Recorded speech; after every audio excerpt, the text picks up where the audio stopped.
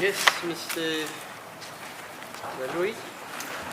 As a court case, my lord, the proceedings for the state are as before.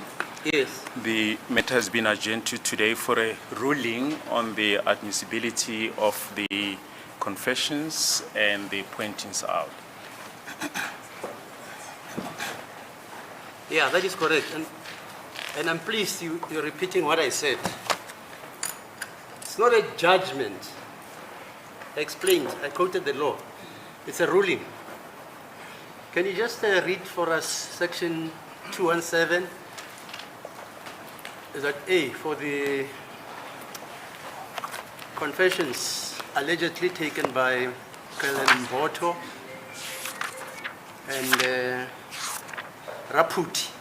Rapadu. Rapadu. That's Rapadu, ne? Yes. And Mrs. Kronje. Toronye, yes. And then also read the 219. 219A, yes. 219. 218, sorry. 218, so that we refresh our knowledge. Okay.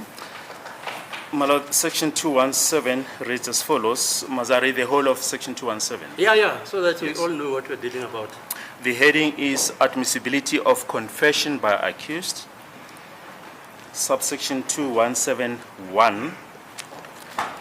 Evidence of any confession made by any person in relation to the commission of any offense shall, if such confession is proved to have been freely and voluntarily made by such person in his sound and sober senses and without having been unduly influenced thereto, be admissible in evidence against such person at criminal proceedings relating to such offense, provided, Roman figure A, that a confession made to a peace officer other than a magistrate or justice, or in the case of a peace officer referred to in section 334,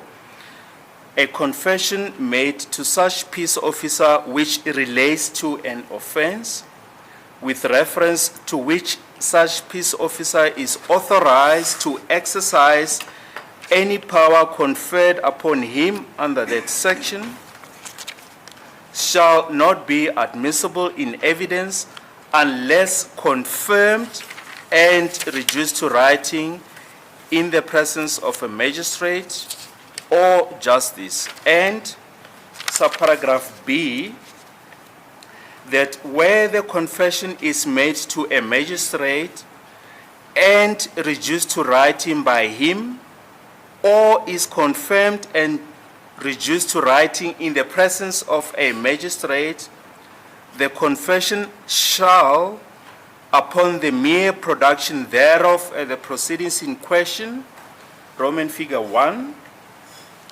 be admissible in the evidence against such person if it appears from the document in which the confession is contained that the confession was made by a person whose name corresponds to that of such a person, and in the case of a confession made to a magistrate or confirmed in the presence of a magistrate through an interpreter, if a certificate by the interpreter appears on such document to the effect that he or she interpreted truly and correctly and to the best of his ability with regard to the contents of the confession, and any question put to such person by the magistrate, and Roman figure 2, be presumed, unless the contrary is proved, to have been freely and voluntarily made by such person in his sound and sober senses and without having been unduly influenced thereto, if it appears from the document in which the confession is contained that the confession was made freely and voluntarily by such person in his sound and sober senses and without having been unduly influenced thereto. Subsection 2, the prosecution may lead evidence in rebuttal of evidence adduced by an accused, in rebuttal of the presumption under proviso B to subsection 1. Subsection 3, any confession which is under subsection 1 inadmissible in evidence against the person who made it shall become admissible against him if Roman figure subsection A, if he adduces in the relevant proceedings any evidence either directly or in cross-examining any witness or any oral or written statement made by him, either as part or in connection with such confession, and subparagraph B, if such evidence is, in the opinion of the judge or the judicial officer presiding at such proceedings, favorable to such person. These are the provisions of Section 217 of Act 51 of 1977. Right. I will then proceed to read the provisions of Section 219A, admissibility of admission by accused. 219A, subsection 1.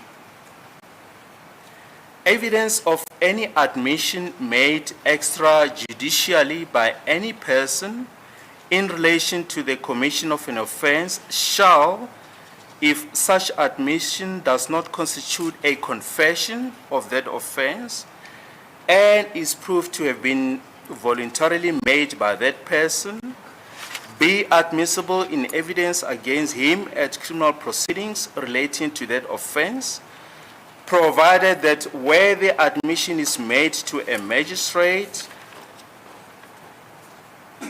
and reduced to writing by him, or is confirmed and reduced to writing in the presence of a magistrate, the admission shall, upon the mere production at the proceedings in question of the document in which the admission is contained, subparagraph A, be admissible in evidence against such person if it appears from such document that admission was made by a person whose name corresponds to that of such a person, and in the case of an admission made to a magistrate or confirmed in the presence of a magistrate through an interpreter, if a certificate by the interpreter appears on such document to the effect that he interpreted truly and correctly and to the best of his ability with regard to the contents of the admission, and questions put to such person by the magistrate, and subparagraph B, be presumed unless the contrary is proved to have been voluntarily made by such person if it appears from the document in which the admission is contained that the admission was made voluntarily by such person. And subsection 2, the prosecution may lead evidence in rebuttal of evidence adduced by an accused in rebuttal of the presumption under subsection 1. My Lord, maybe for the sake of completeness, I will also read section 218, Yep. should it become necessary. And the heading reads as follows: admissibility of facts discovered by means of inadmissible confession.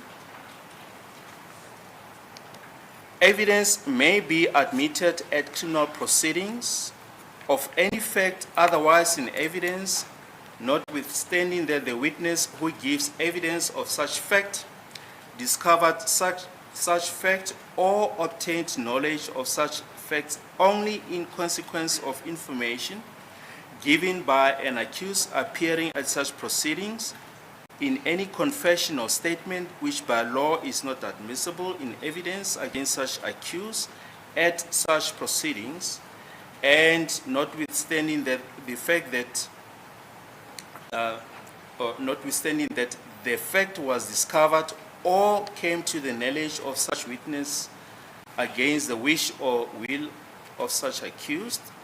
Subsection 2, evidence may be admitted at criminal proceedings that anything was pointed out by an accused appearing at such proceedings, or that any fact or thing was discovered in consequence of information given by such accused, notwithstanding that such pointing out or information forms part of confession or statement which by law is not admissible in evidence against such accused at such proceedings. These are the relevant three sections Okay, thanks. that are in issue. You'll interpret after whatever I've said. Right, the other day when we postponed the proceedings, I indicated, just to recapitulate the synopsis of what I said. I quoted the case of S versus Sotetsi and others,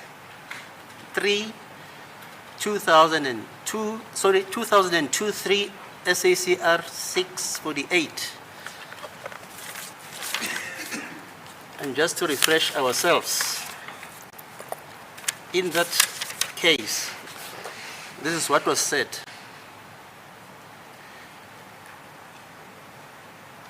A ruling on admissibility is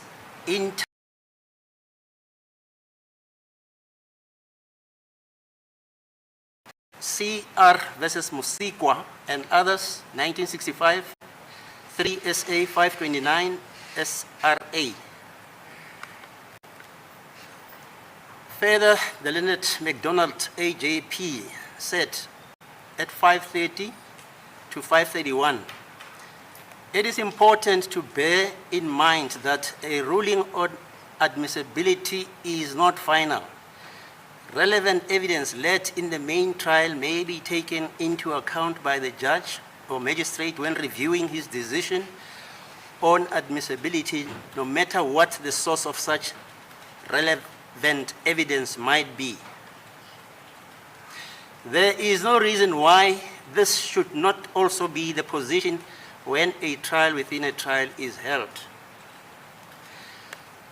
The Leonard Shoes, Judge Shoes, in the case of S versus Muchinindu, 2002 SACR 313, Witwatersrand. A ruling on admissibility on a trial within a trial is interlocutory and may be reviewed at the end of the trial in the light of later evidence.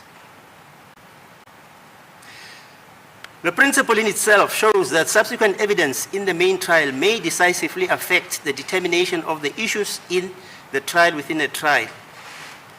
And if subsequent evidence may, why not also earlier evidence? Right, with that caveat, let me add the case of S versus Ntuli, 1993 to SACR 599, Witwatersrand. It's a judgment on appeal which was before Zulman and Nugent, who in my view are some of the most brilliant judges this country has produced.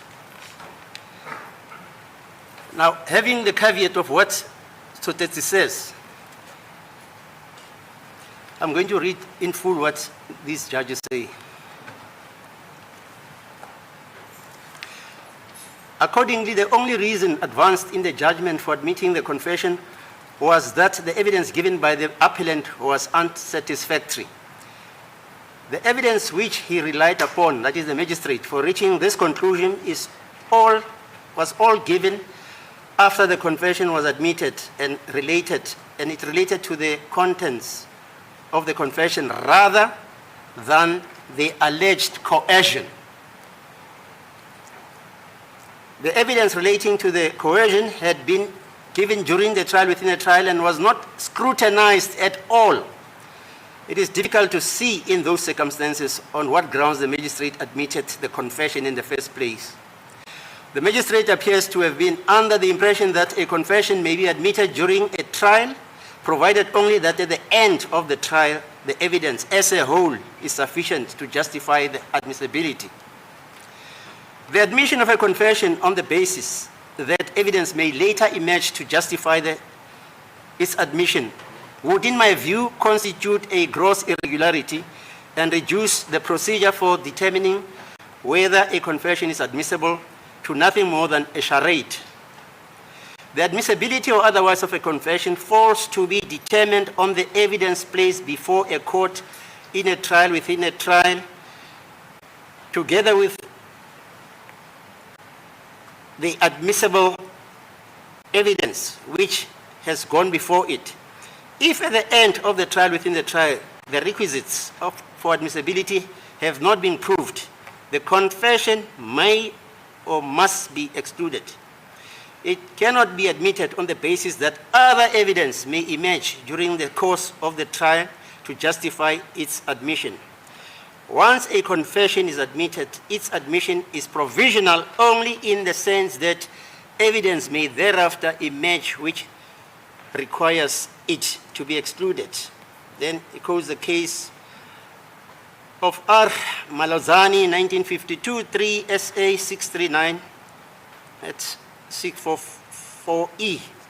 It's an AD case. The other case is S versus W, 1963, 3 SA 516, Appellate Division. And the other case is S versus Zamini, and another 1971, 1 SA 807. Right, that is the law. So it mustn't be argued that this judge didn't consider the evidence regarding coercion. In other words,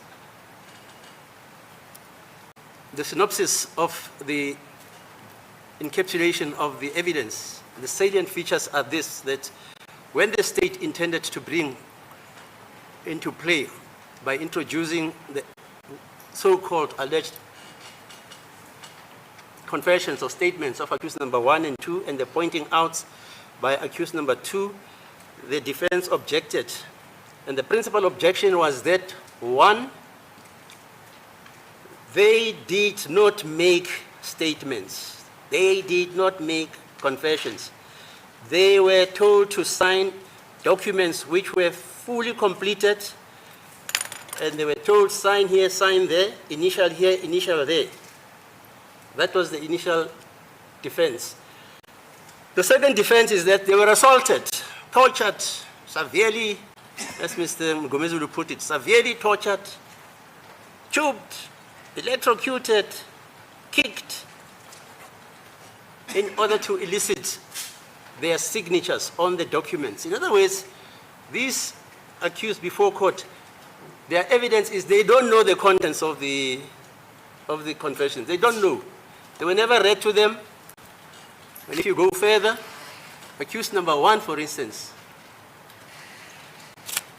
says when he went to sign the confession or statements before Maboto, I think, Maboto never even sat down.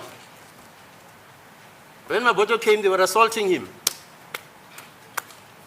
All that group of policemen. And Maboto then called him aside and said, hey, you know what? Why don't you sign this document? These guys are going to injure you. And then, to save his life, accused number 1 says he signed. No discussion with Maboto in an office sitting down, according to accused number 1. Accused number 2 also says when he went to sign the alleged confession or statement before Mrs. Kronje, all he said when he got in, even before Mrs. Kronje could introduce herself as a magistrate, he came in and told Mrs. Motlaping, the interpreter, that, may you tell the lady, please, that 6 weeks I haven't had a bath, from the 16th of June, I think. And also that I want to speak to my daughter, I want to speak to my partner or parents. And that was it. And he sat down and looked at the ground. And Mrs. Kronje, what he did was he was busy with his computer. She never asked him anything. All she was interested in was the computer, and then she would get out and gossip with a fellow magistrate or fellow white lady and come back. Mokgono was going in and out, consulting with Mrs. Kronje. Nothing was discussed between accused number 2, and Mrs. Kronje, except, as I said, that I haven't had a bath and I want to speak to my daughter and my partner. Nothing. The same applies for Rapudu. Accused number 2 says, no discussion with Rapudu, nothing. He was just beaten up and told to sign. So in the main, that is the salient aspects of the evidence relating to the trial within a trial. It's obvious that Keninda, Mokgoatlheng, and others gave evidence. But what I want us to understand is that this court, after careful analysis of the evidence adduced by the state, and after careful analysis of the cross-examination interposed by the defense against the evidence adduced by the state,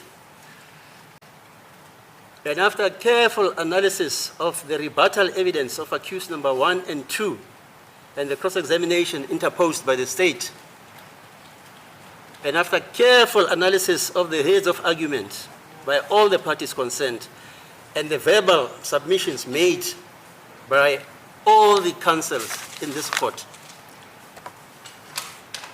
I have dealt, not like this magistrate did, I've dealt with all the evidence relating to whether the said alleged confessions were made freely and voluntarily in the sound and sober senses of the deponents without any force or coercion. I've dealt with all that, and I've also dealt with the other primary defense by the accused, that all the accused were not apprised of their constitutional rights, meaning section 35(5) of their rights. They were never apprised according to that. And this court even also interrogated that. And as we all know, section 35 encapsulates the concept that if any evidence is acquired through the infringement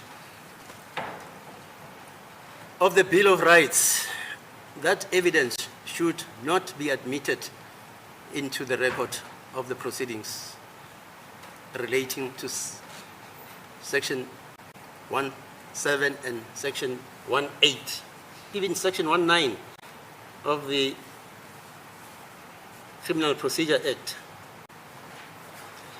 Right. Consequently, after going through all that evidence carefully, this court has reached the following conclusion. 1,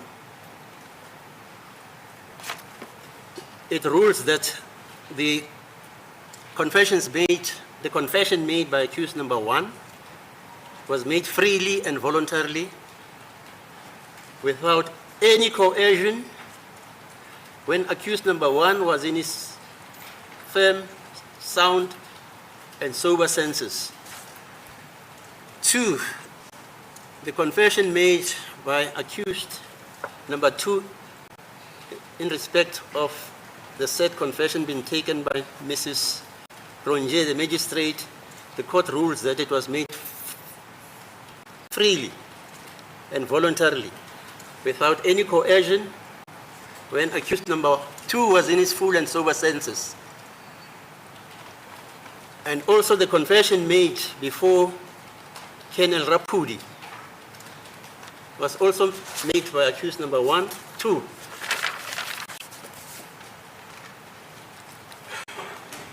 freely and voluntarily without any coercion when he was in his sound and sober senses. And also the pointing outs made by accused number 2 before Colonel Khadebe were also made freely and voluntarily without any coercion when accused number 2 was in his full and sober senses. Okay, that is the ruling. Yes, Mr. My Lord, may we perhaps adjourn for a short while just to have a plenary meeting with my colleagues as to the conduct of the proceedings going forward. Okay, fine. We discussed that briefly just before we resume this morning. So how long do we adjourn? I think about 15 minutes should do. Okay, 15 minutes.